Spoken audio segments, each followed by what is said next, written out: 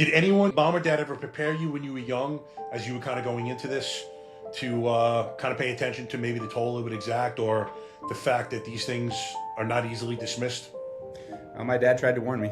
Absolutely. It's funny, the last place that he was working was Haiti. That's the first place I worked.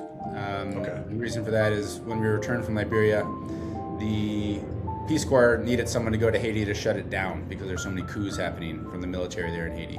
And so my dad was sent there for 1 month just to shut it down. He said that's the worst place I've ever been.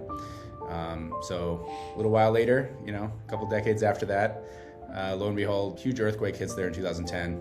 And at this point, I'm on track with a fully funded PhD to Johns Hopkins, and everything's clicking, and things are going well.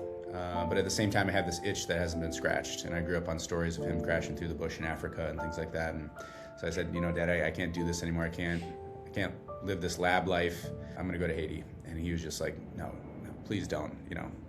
I know what's going to happen here. And there's a level of unrestricted freedom there that you can get yourself into pretty big trouble, right? And nobody trains you for this. No one trained my dad when he went overseas for the first time as a Peace Corps volunteer in Niger, and for the isolation and the drinking that comes from that.